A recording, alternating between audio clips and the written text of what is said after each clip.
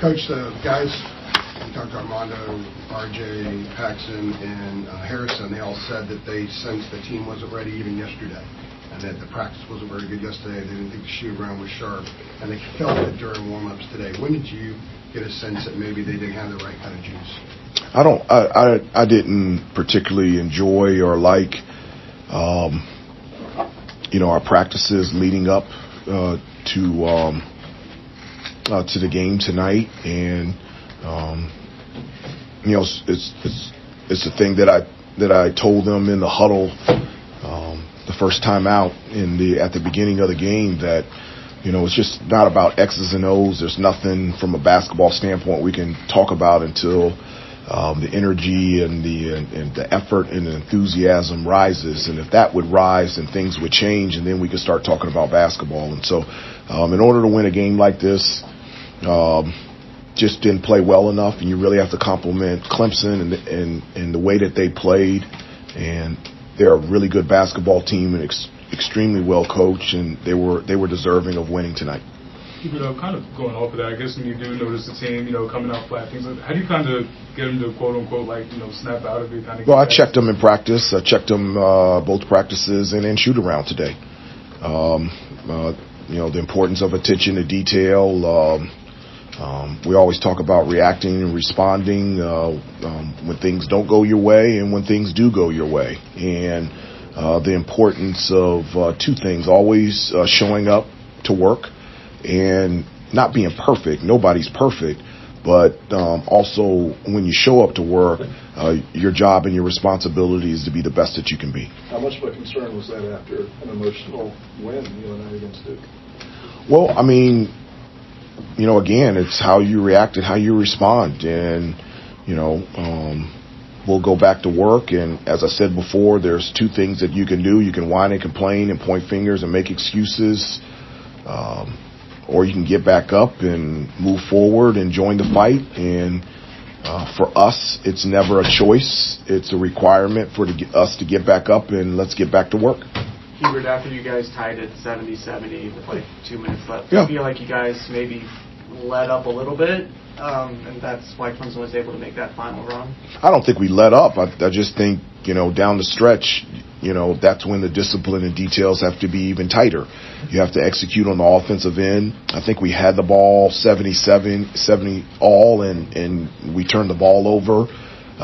They scored. They got offensive rebounds. We fouled them. We put them on the free throw line, and just those are things down the stretch that you just can't have. Hubert, that might have been the quickest timeout we've seen you call before there at the start of the game. When it was 15-2, what were you trying to get across to your guys when you called the timeout? Well, I really didn't want to call the timeout there. I don't know what else. We were down 15-2. That's obvious. We were down 15-2 because they were playing harder than us. That's obvious. I don't know what a timeout telling them we need to play harder does, but we regrouped and understood that, we needed to pick up our energy and effort, and we did. And we got back into the game, and we just weren't able to finish it. Can you write this off as two flat spots around your rival, or is it a sign of something more concerning to you that they came up flat against Georgia Tech and then here again tonight? No, I'm specifically thinking about tonight. We just didn't play our best basketball game, and so again, I don't know what else to do other than to get back up and go to work, get better, continue to grow, and continue to move forward. As I said before a number of times, there's more to be said and more to be done, and we've got 8 more regular season games to go, and let's see if we can continue to improve and get better for the remainder of the regular season. Harrison said that you guys overslept warm-ups. The pregame nap went over. What's your reaction to that? I don't have any knowledge of that, so I can't react on something that I don't know any information on. What is the situation with Seth, and how much could you have used him tonight, especially given the circumstances of the game? He was so huge in that FSU game and coming back. Well, obviously, yeah, Seth with his athleticism and his energy, his the way that he can defend, having another guy on their perimeter players, and then from an offensive standpoint, his ability to be able to attack the basket and have another guard out there. yes, we would have loved to had Seth available, but the way that Clemson played and the way that we played, I'm not sure if that would have been any different. You just really have to tip your hat and congratulate Clemson on what they were able to do tonight. Hubert, what did you notice about the defensive rebounding in the second half? Well, I mean, they're a really good, rebounding team, and they're very physical. And one of the things that you have to do is you have to make contact first, and if you don't, you're going to get pinned underneath the basket, and it just is what it is. Ian and PJ they're men, and their physicality is real. And if you don't match it or surpass it, you just have no chance in terms of keeping them off the offensive glass. And they played extremely well tonight, and we knew that they would. The second half seemed like you guys got back into a rhythm there to get the game within a close distance again. What did you see from Clemson's defense that gave you guys confidence to make that run?